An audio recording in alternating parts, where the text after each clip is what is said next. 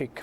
तो बजट विशेष के अंदर हम इस कड़ी के अंदर अब हम बिल्कुल बजट से मात्र 48 घंटे दूर हैं और आज हम बातचीत करने वाले हैं गांव देहात की, यानी कि रूरल इंफ्रास्ट्रक्चर। सरकार गांव देहात को लेकर इस समय क्या योजनाएं बना रही है और इसके बजटिंग क्या है। असल में गांव में सिर्फ सड़क पहुंचाना बड़ी बात नहीं है, बल्कि वहां की शिक्षा, वहां की हेल्थ सेवाओं को ठीक करना, इसके अलावा विकास वहां पे और पहुंचाना अलग अलग तरीके से इस सरकार की बड़ी जिम्मेवारी बन जाती है, ताकि पलायन ना हो। पलायन ये एक छोटा सा बात हो सकती है, बल्कि इसके अलावा जो और नुकसान होते हैं, ग्रामीण भारत को ना विकसित करने के सरकार उससे बचना चाहती है। और आपको मालूम ही है कि भारत की ज़्यादातर जनसंख्या आज भी ग्रामीण भारत में ही रहती है।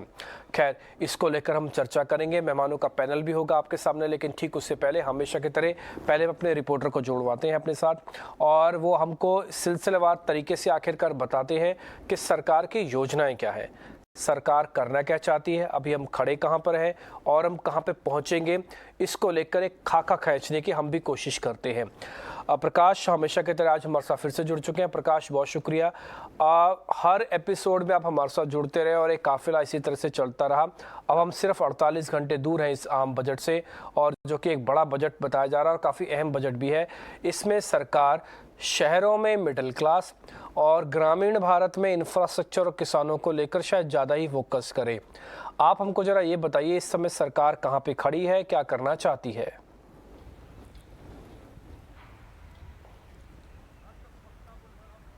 देखिए, सरकार के लिहाज से ये बजट इसलिए खास है, खासकर ग्रामीण इलाकों की अगर बात करें, कई ऐसी योजनाएं हैं जो कि सरकार चला रही है, जिसकी जो मियाद है वो 2024 में ख़त्म हो रही है। और जैसा कि आपको पता है कि 2024 में सरकार को लोकसभा चुनाव में भी जाना है, उस लिहाज से ये बजट काफ़ी अहम है। जैसा कि हमें सूत्र बता रहे हैं कि रूरल डिमांड बढ़ाना सरकार के एजेंडे में रह सकता है और उसके लिए जो तमाम योजनाएं चल रही हैं उसमें लोकेशन बढ़ाई जाएगी, कुछ नए टारगेट तय किए जाएंगे और अग्रेसिव तरीके से जो मौजूदा स्कीम्स हैं उसको इम्प्लीमेंट करने पर सरकार का फोकस रहने वाला है। सूत्र हमें बता रहे हैं कि घर, जल और सड़क, ये 3 ऐसी योजनाएं हैं जिसमें सरकार का फोकस रहेगा, क्योंकि सरकार को नौकरियां भी बढ़ानी है, ग्रामीण इलाकों में ज़्यादा से ज़्यादा लोगों को नौकरी देना है, साथ ही साथ उसके ज़रिए लोगों के पास अतिरिक्त पैसे आए और खपत भी बढ़े। अर्थव्यवस्था के लिहाज से भी ये बजट काफ़ी अहम रहने वाला है। जैसा कि हमें जानकारी मिल रही है उसके हिसाब से अगर आप देखें तो सबसे अहम एक स्कीम है सरकार की, प्रधानमंत्री आवास योजना रूरल, जिसके तहत मार्च 2024 तक सरकार का टारगेट ये है कि वो 3 करोड़ घरों की जो संख्या है वो उस टारगेट को अचीव करेगी, यानी कि ग्रामीण इलाकों में 3 करोड़ घर जो हैं लोगों को दिए जाएंगे। अभी तक 85 लाख घर का आवंटन होना बाकी है और इस टारगेट को अगले वित्त वर्ष में पूरा किया जाएगा। इसके लिए सरकार बजट आवंटन को 48,000 करोड़ रुपए से भी ज़्यादा कर सकती है। इसके अलावा मनरेगा एक ऐसी स्कीम है जो कि लाइफलाइन साबित हुई, खासकर कोविड के दौरान जब लोग शहरों से गाँव की तरफ पलायन करने लगे तो मनरेगा एक तरीके से संजीवनी का काम करती हुई दिखी और वहाँ पर लोगों को ज़्यादा से ज़्यादा गारंटीड जॉब मिली। डिमांड काफ़ी ज़्यादा है। अगर आप आंकड़ों पर नज़र डालेंगे, दिसंबर 2022 तक के आंकड़े ये बताते हैं कि प्री पेंडेमिक लेवल से भी करीब 21% ज़्यादा मनरेगा के तहत लोगों ने नौकरी की डिमांड की है। लिहाजा सरकार को बजट आवंटन बढ़ाना पड़ेगा। 1 लाख करोड़ रुपए से भी ज़्यादा आवंटन किया जा सकता है। जैसा कि आपको पता है, पिछले बजट में 73,000 करोड़ रुपए का आवंटन किया गया था और सप्लीमेंट्री ग्रांट के थ्रू 45,000 करोड़ रुपए सरकार ने पार्लियामेंट ने अप्रूव किया था।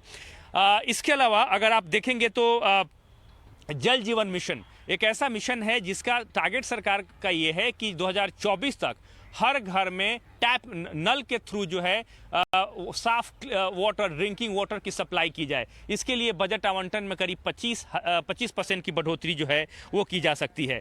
मिलेट प्रोडक्शन, अगर आप एक ऐसा क्षेत्र है जहां पे सरकार ये चाहती है कि ग्रामीण इलाकों में, शहरी इलाकों में जो मोटे अनाज है उसकी खपत बढ़े, उसके प्रोडक्शन में बढ़ोतरी हो, उसको देखते हुए सरकार फाइनेंशियल सपोर्ट की घोषणा कर सकती है, ताकि जो ग्रामीण इलाकों में लोग रह रहे हैं पैदावार के लिहाज से, खेती के लिहाज से मोटे अनाज पर ज़्यादा फोकस करें। तो ये तमाम ऐसे मसले हैं जिस पर सरकार फोकस कर सकती है। सड़कों की अगर आप बात करें तो गांव में इसमें काफ़ी प्रगति देखने को मिली है, लिहाजा सरकार सड़क योजना में अतिरिक्त आवंटन बढ़ा सकती है, नए टारगेट तय कर सकती है। रूरल इलेक्ट्रिफिकेशन की बात करें, सभी गाँवों को अब बिजली की पहुँच तक, यानी कि इलेक्ट्रिफिकेशन का जो काम है, सभी गाँव में ट्रांसमिशन लाइन्स हैं, उसको बिजली कनेक्शन से जोड़ दिया गया है। लेकिन 24 घंटा बिजली देना एक टारगेट है, लिहाजा सरकार का फोकस ये भी रहेगा कि इसके जरिए इस अगले साल वित्त वर्ष में ये टारगेट अचीव किया जाए कि हर घर तक 24 घंटे बिजली जो है वो पहुंचाई जाए। तो ये तमाम ऐसे योजनाएं हैं जिसका खाका है और सरकार की कोशिश ये है कि 2024 इलेक्शन से पहले इन टारगेट्स को अचीव कर लिया जाए। ठीक है, आपने काफ़ी विस्तार से हमको बताया। हम एक एक करके आपको योजना बता देते हैं सरकार की जो एक्चुअली सीधा ग्रामीण भारत से जुड़ी हुई है। मैं जब आप बता रहे थे प्रकाश, तो मैं ये भी सर्च कर रहा था कि टोटल बजट के एक्सपेंडिचर का कितना बड़ा हिस्सा सरकार रूरल डेवलपमेंट पे खर्च करती है। तो मेरे पास जो आंकड़े आए वो करीब 15.5% के आसपास का है, जो कि एलोकेट किया था 2021-22 के अंदर बजट के अंदर। The allocation of the rural development was around 15.3% of the total budgeted expenditure. यानी कि सरकार जितना खर्च करती है, बता रही है कि 15% तो सिर्फ ग्रामीण भारत के लिए खर्च कर देती है। अब जो आप योजनाएं बता रहे थे उसमें मेरे पास तो एक है लंबी चौड़ी लिस्ट है, करीब 9 योजनाएं ऐसी हैं जो सरकार की, जिसको हम कहते हैं ना टॉप मोस्ट योजनाएं हैं, जो कि ग्रामीण भारत से कहीं ना कहीं आके कनेक्ट करती है। दीनदयाल उपाध्याय अंत्योदय योजना, दीनदयाल उपाध्याय ग्रामीण कौशल योजना, प्रधानमंत्री जनधन योजना, इसके अलावा नेशनल रुर्बन मिशन योजना, राष्ट्रीय ग्राम स्वराज अभियान योजना, स्वच्छ भारत अभियान जो मोदी सरकार का फ्लैगशिप अभियान भी है। सड़क वाली आप बता रहे थे कि प्रधानमंत्री Gramin Sadak Yojana, Mahatma Gandhi national rural employment guaranteed act जिसको मनरेगा बोलते हैं।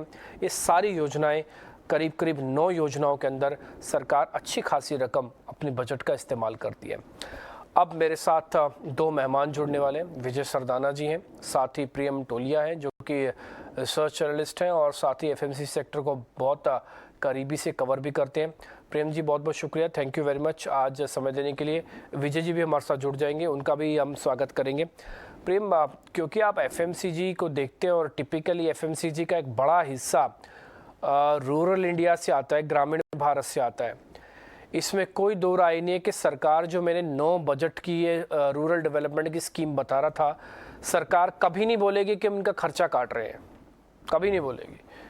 ज़्यादा से ज़्यादा ये बोलेगी कि ठीक है हम नहीं बढ़ा रहे हैं तो उम्मीद से थोड़ा कम होगा। ये कभी नहीं होगा कि सरकार की सारी फ्लैगशिप योजनाओं में से खर्चे काटे जाएंगे। आपने इस पिछले 3-4 साल में ये जो गवर्नमेंट की जितनी भी पॉलिसीज़ हैं, चाहे वहाँ तक सड़क पहुँची है, चाहे वहाँ तक इंफ्रास्ट्रक्चर डेवलप हुआ है, उसका डिस्पोजेबल इनकम पे फ़र्क पड़ा है कुछ? गांव के जो लोगों के पास पैसा आता है वो खर्च करते हैं, क्योंकि एफएमसीजी भी सबसे ज़्यादा खर्च करते हैं, इसलिए मैंने आपको आज शो में रखा कि और हम समझना चाहते हैं कि गांव में कुछ ऐसे हो रहा है क्या? Thank you for inviting sir. तो हमारा मानना ये है कि बजट इस साल का काफी इम्पोर्टेंट रहेगा, बिकॉज अगर हम देखें कि पिछले 1.5-2 साल से जो आफ्टर पेंडेमिक रूरल सेक्टर जो है वो काफी वीक रहा, जहाँ पे अर्बन देखा जाए तो काफी तेजी से रिकवर हुआ, करेक्ट। तो इससे हुआ क्या कि रूरल इकोनॉमी में जो भी सेविंग्स था, बिकॉज जो रूरल में जो रहने वाले लोग जो थे माइग्रेंट हुए थे अर्बन से रूरल, तो वहां पे उनकी आमदनी थोड़ी कम हो गई थी। इसी वजह से क्या हुआ कि 2 साल से उनका जो डिमांड हुआ था, कंजम्पशन का जो डिमांड था वो रुक गया। उससे हुआ क्या कि पूरा एफएमसीजी सेक्टर जो अराउंड 40% ऑफ द सेल्स है एफएमसीजी का रूरल, उससे इम्पैक्ट आया। And we believe that this year का budget will be focused more on the Bharat side which is rural, जहां पे गवर्नमेंट कोशिश करेगी कि हमें एक्सपेंडिचर अगर हमें जो इनकम बढ़ाना है तो 2-3 चीजों से हो सकता है, जैसे कि for example government infrastructure project से थ्रू जैसे जो जॉब क्रिएशन होगा। Then apart from that service industry, जहाँ पे रूरल से काफी लोग आते हैं, जैसे कि होटल्स इंडस्ट्री, राइट। तो उससे क्या होगा कि जो अर्बन रेमिटेंसेस है जो रूरल में वो जाएंगे और वहां पे एक्सपेंडिचर वहां पे कंजम्पशन होना शुरू होगा। प्रकाश आप हमारे साथ हैं। मैं आपसे जो 9 स्कीम के बारे में पूछ रहा था, तो इसमें से कोई ज़्यादा आज सरकार जिसका आवंटन ज़्यादा बढ़ा सकती है, आपके पास कोई सोर्स बेस्ड इंफॉर्मेशन हो तो?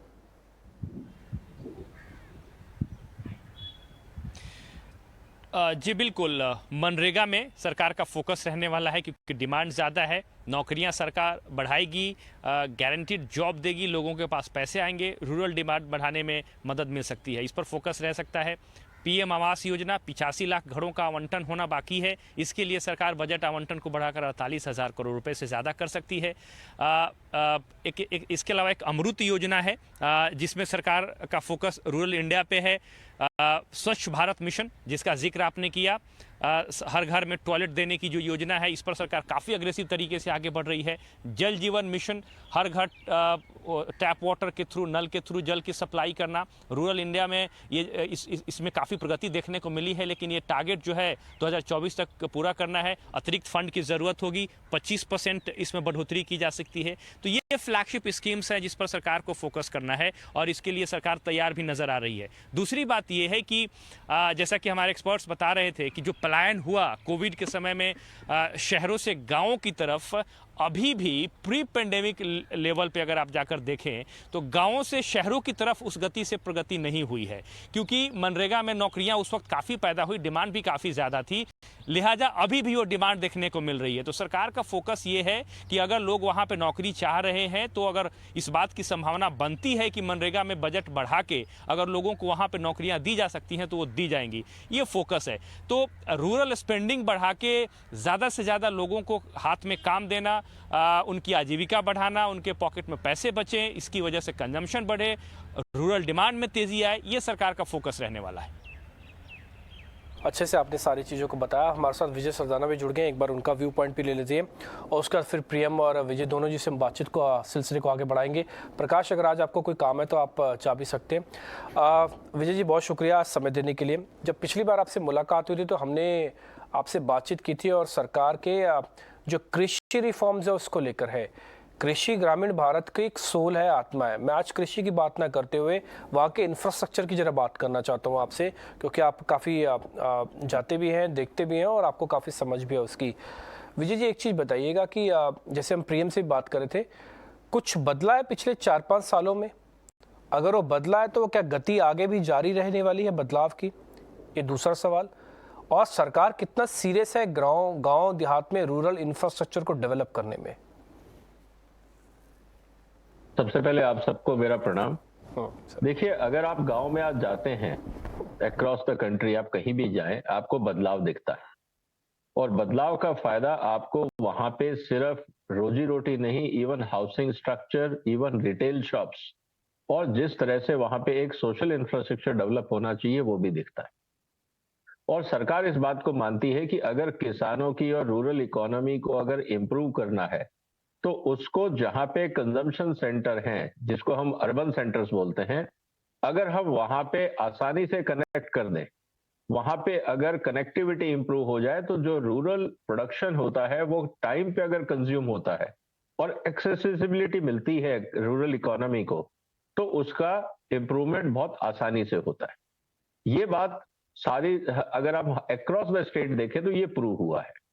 दूसरा, जो रूरल एरिया में फोकस की बात हो रही है, जिसको सरकार काफी सीरियसली ले रही है, वो है वाटर रिजर्वायर्स, पानी के जलाशयों में सुधार। क्योंकि सबसे बड़ा प्रॉब्लम गांव में आता है जब सूखा पड़ता है।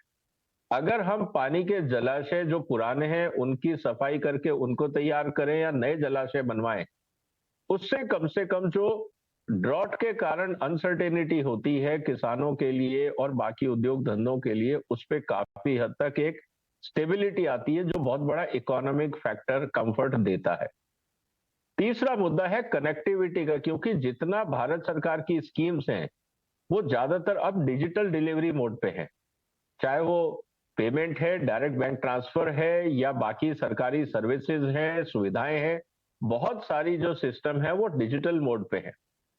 भारत सरकार चाहती है कि ये हर किसान तक, हर गांव तक, हर शहरी तक ये सुविधाएं उसको घर बैठे मिल जाए, ताकि उसको ट्रेवल करके परेशान ना होना पड़े, करप्शन के मुद्दे ना हो, इनएफिशिएंसीज ना हो और किसान या जो मजदूर हैं या जो कारीगर हैं वो ज्यादा टाइम प्रोडक्टिव एक्टिविटी में लगाएं, ना कि दफ्तरों के चक्कर काटें। तो तीसरा एरिया जहां पे सरकार का इन्वेस्टमेंट जारी रहेगा वो है कनेक्टिविटी थ्रू डिजिटल केबल्स या ऑप्टिकल फाइबर्स या बाकी जो बैंडविड्थ इंप्रूव करने के साधन है। चौथा एरिया जो इंपॉर्टेंट है वो है आपका हेल्थ मिशंस। ह्यूमन हेल्थ के साथ साथ आज बहुत ज्यादा जरूरत है लाइव स्टॉक हेल्थ को लेके। हम देखते हैं गांव में आपको प्राइमरी हेल्थ केयर सेंटर मिल जाते हैं, लेकिन आज भी वेटनरी सेंटर्स पशुओं के इलाज के लिए आज भी सुविधाएं नहीं है। इसके कारण जो किसानों को नुकसान होता है, मुझे लगता है सरकार को उस पर भी ध्यान देने की जरूरत है, क्योंकि अब एक सेपरेट एनिमल हस्बेंड्री मिनिस्ट्री बन गई है। तो मुझे लगता है वहां पे एक इन्वेस्टमेंट आने की या एक पॉलिसी आने की जरूरत है जो रूरल इकोनॉमी को सपोर्ट करेगी। और चौथा जो इंपॉर्टेंट एरिया है जहां पे सोशल और इकोनॉमिक वेलफेयर दोनों इंपॉर्टेंट है, उसमें है cooperatives oblique FPO. Agriculture ministry का एफपीओ प्रोग्राम और एक नया जो मंत्रालय बना है कोऑपरेटिव मंत्रालय, अब उसको भी परफॉर्मेंस दिखानी है और वो डायरेक्टली होम मिनिस्टर के अंदर है और इलेक्शन का टाइम है। तो मुझे लगता है कि कोऑपरेटिव्स और एफपीओस पे भी सरकार नजर डालेगी, ताकि उनके जो इंफ्रास्ट्रक्चर है जिसको ऑपरेटिंग इंफ्रास्ट्रक्चर बोलते हैं, जैसे ग्रेडिंग स्टेशन हैं, मिल्क कूलिंग सेंटर्स हैं, स्टोरेज फैसिलिटीज है, अगर वो इंप्रूव होता है तो गांव में जो किसानों की फसलों का नुकसान होता है वो रुकेगा और उसके कारण जो रूरल प्रोस्पेरिटी आएगी, जो बैकवर्ड इंटीग्रेशन से जो इन्वेस्टमेंट आएगा, और अगर उसकी कनेक्टिविटी रूरल रोड से अर्बन सेंटर तक होती है तो उससे आपको इनकम जनरेशन में इंप्रूवमेंट होता है। तो कई लेवल पे काम करने की जरूरत है, क्योंकि urban centres are virtually saturated. Purchasing power अगर आप हिंदुस्तान में देखोगे तो गांव में परचेजिंग पावर शहर से ज्यादा है, क्योंकि शहर में इन्फ्लेशन और खासकर फूड इन्फ्लेशन का असर ज्यादा होता है, परचेजिंग पावर घटती है। वेरेस गांव में ये सुविधा है और जब इनकम बढ़ती है तो डायरेक्ट सरप्लस इनकम बढ़ती है, क्योंकि कंजम्पशन कॉस्ट ऑलमोस्ट सेम रहती है। तो इन बातों को अगर हम ध्यान से देखें तो rural economy with alignment with agriculture, animal husbandry, rural housing, rural infrastructure, rural warehousing, ये क्लब करके अगर हम देखें तो मुझे लगता है इस साल सरकार का फोकस वहां होना चाहिए, क्योंकि इससे पॉलिटिकल इलेक्टोरल डिविडेंड भी सरकार को मिलता है। सारी बात को कंप्लीट किया हमने बिना रोके, आपकी बात सारी सुनी क्योंकि बड़े इंटरेस्टिंग पॉइंट्स थे और वो सारे के सारे पॉइंट्स अपने आप में अहम है। प्रेम, अब मैं विजय जी की बात को कंटिन्यू करके वापस आपके पास आ रहा हूँ। उन्होंने 2 पॉइंट बोले। फर्स्ट पॉइंट ये है कि एक तो जो फूड इन्फ्लेशन है वो गांव देहात में थोड़ा कम होता है, तो यानी कि अब जो पैसा खर्च करने वाले कहीं और खर्च करेंगे। लेकिन एक चीज़ मेरे को अभी भी दिख रही है, जो माइग्रेशन की बात नहीं है बल्कि ये उस एरिया के पर्टिकुलर एरिया की डेवलपमेंट की बात है, वो है कौशल विकास। सरकार की एक पॉलिसी है कौशल विकास को लेकर। अगर गांव देहात में कौशल विकास यानी कि स्किल डेवलपमेंट के कार्यक्रम को शुरू किया जाए तो आपको लगता है कि ना केवल कंजम्पशन का लेवल एकदम से स्पीड से बढ़ सकता है, क्योंकि वो जो होगी वो मल्टीप्लायर इफेक्ट काम करेगा। अभी क्या हम एग्रीकल्चर पे डिपेंडेंट है जो मौसम पे डिपेंडेंट है। करेक्ट। सो अगर हम देखें कि स्किल डेवलपमेंट, तो पिछले कई सालों से गवर्नमेंट इस चीज को बढ़ावा दे रही है in terms of developing the skills, because हुआ क्या है कि agriculture is more of a sector जहाँ देखा जाए कि साइकिल के हिसाब से चलता है, राइट। कभी बारिश होती है तो कभी बारिश नहीं होती है, तो जब फसल अच्छी होती है नहीं होती है, तो उसकी वजह से क्या होता है कि रूरल का जो इनकम है वो वोलेटाइल रहता है, वो कभी स्टेबल होता नहीं है। तो इससे होगा क्या कि government have started doing skill development programme, जहाँ पे रूरल में जो भी वर्कर्स है तो जहाँ पे स्किल डेवलप किया जाए, जहाँ पे वो लोग इंफ्रास्ट्रक्चर या तो फिर सर्विस इंडस्ट्री में कैसे वो लोग जॉब ले सकते हैं। एंड इससे होता क्या है कि यहाँ पे जो इनकम है in terms of earning annual income जो हम कमाते हैं, जो यहाँ पे ज्यादा है कंपेयर टू एग्रीकल्चर। तो डेफिनेटली जो मल्टीप्लायर इफेक्ट जो आप बात कर रहे हैं, it will come, but it will come in a lag manner. मतलब जहाँ पे हम देखते हैं कि वो तुरंत नहीं आएगा, वो आएगा but in a staggered manner. But it's good that government is working on this kind of initiative, and this will ultimately help in the longer run. And इससे क्या होगा कि जहां पे रूरल कंजम्पशन मोस्टली वर इनटू स्टेपल साइड, वहां पे अभी consumption बढ़ेगा discretionary side. Discretionary side in the sense कि लोग अभी वहां पे कपड़े ज्यादा खरीदेंगे, जहां पे मोबाइल फोन खरीदेंगे, जहां पे रेफ्रिजरेशन या फिर टेलीविजन या फिर कंज्यूमर ड्यूरेबल गुड्स खरीदेंगे। इससे होगा क्या कि अल्टीमेटली जो consumer sector as a basket है, वहां पे जो अर्निंग्स विजिबिलिटी है वो बढ़ जाएगी for the consumer sector, for the consumer companies. ठीक है प्रेम, एक क्वेश्चन मैं आपसे बैक टू बैक और पूछना चाहता हूँ, क्योंकि आप फाइनेंशियल डाटा वगैरह भी देखते हैं और उसी के बेसिस पर रिपोर्ट्स भी निकालते हैं, पढ़ते भी हैं, स्टडी भी करते हैं। मेरे को एक चीज़ बताइए, अभी जो रिसेंट ट्रेंड हमने रूरल ग्रोथ का देखा है वो किस तरफ ज़्यादा टिल्टेड है? वो कार्स की तरफ ज़्यादा टिल्टेड है वो, या फिर किसी और प्रोडक्ट को लेकर है? मैं एक्चुअली मैं इसलिए पूछ रहा हूँ, अगर सड़क होगी तभी गाड़ी की ज़्यादा मांग होगी, इसका मतलब सरकार ने सड़क पहुँचा दी है वहाँ तक, इसको इस तरह से भी देखा जा सकता है। तो आप मेरे को वो डिमांड का एरिया बता सकते हैं, किस जगह पे ज़्यादा डिमांड आती है अब गांव देहात में? ठीक है, तो अभी हम हिस्टोरिकली देखें कि रूरल में जो डिमांड है वो किस तरीके से बढ़ती है towards the discretionary side, right? तो डिस्क्रिशनरी कैटेगरी पहले हम समझते होता क्या है कि जो भी स्टेपल्स, जैसे कि जो भी एफएमसीजी प्रोडक्ट्स है, साबु, टूथपेस्ट और ग्रेन्स से लेके अलावा जो भी प्रोडक्ट्स जो धीरे धीरे जो बढ़ते हैं वो उसे डिस्क्रिशनरी प्रोडक्ट कहते हैं। यहाँ पे होता क्या है कि जो अभी जो रूरल में जो कंजम्पशन है इन टर्म्स ऑफ डिस्क्रिशनरी, वो कैसे होता है कि जहां पे as a rural household जो पहले लोकल चीजें खरीदता था, अभी वो ब्रांडेड चीजें खरीदेगा। उससे होता क्या है, वहां पे क्या हुआ है उनका कि वहां पे उनका रूरल इनकम बढ़ा है, उससे वो ब्रांडेड प्रोडक्ट्स खरीदेगा। तो अल्टीमेटली जो भी लिस्टेड कंपनीज है जैसे कि HUL है, डाबर है, उनको ज्यादा बेनिफिट होगा, टुवर्ड्स ऑर्गेनाइज्ड कंपनीज को ज्यादा फायदा होगा यहाँ पे। देन धीरे धीरे वहां पे कंजम्पशन बढ़ेगा towards the more premium side. Premium side बोले तो हम कह सकते हैं कि शैम्पूज यूज करना कंजम्पशन बढ़ेगा,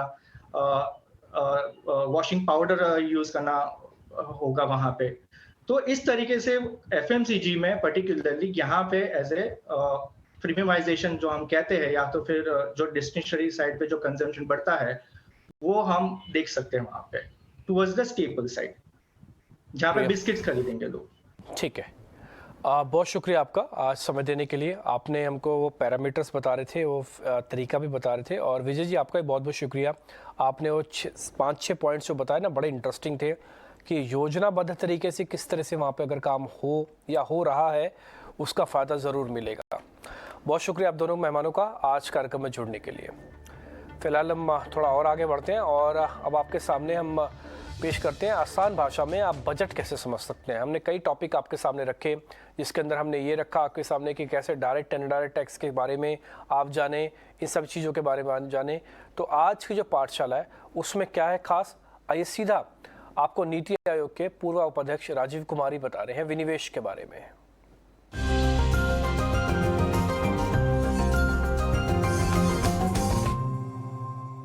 जी, डिसइन्वेस्टमेंट एक अच्छा तरीका है कहने का कि प्राइवेटाइजेशन की बात, और ये इसलिए आया था कि 2 वजह से इसको इस्तेमाल किया जाता था। एक तो ये कि सरकारी कंपनियां जो कि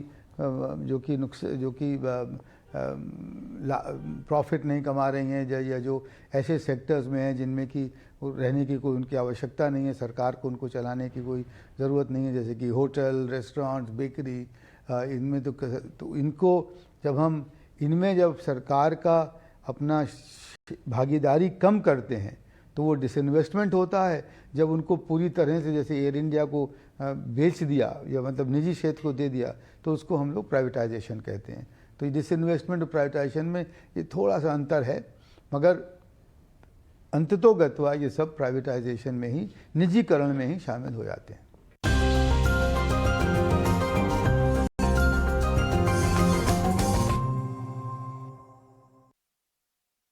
जान लिया यहाँ पे, और साथ ही हम मिलेनियम बजट की हमारी एक खास सीरीज चल रही है जिसको दास्तान बजट हम कहते हैं, और उसके बारे में भी आपके सामने बात रखते हैं। असल में अटल बिहारी वाजपेयी सरकार में तत्कालीन वित्त मंत्री यशवंत सिन्हा ने IT उद्योग के विकास के लिए रोड मैप तैयार कर 2000 में बजट पेश किया था।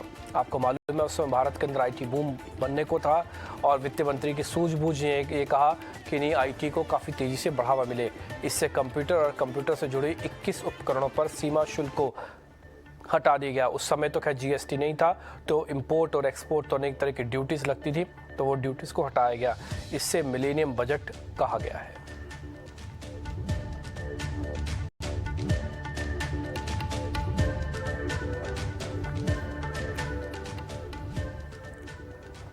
तो ये हमारी बजट विशेष की सीरीज लगातार जारी है। आप सिर्फ हम 48 घंटे दूर हैं बजट से, तो कल हम आपके सामने, क्योंकि कल इकोनॉमिक सर्वे टेबल्ड होगा, तो उसको लेकर एक विशेष आपके सामने रखेंगे और उसका फिर हम बजट की बात भी करेंगे परसों। फिलहाल इस कार्यक्रम से इतना ही। नमस्कार।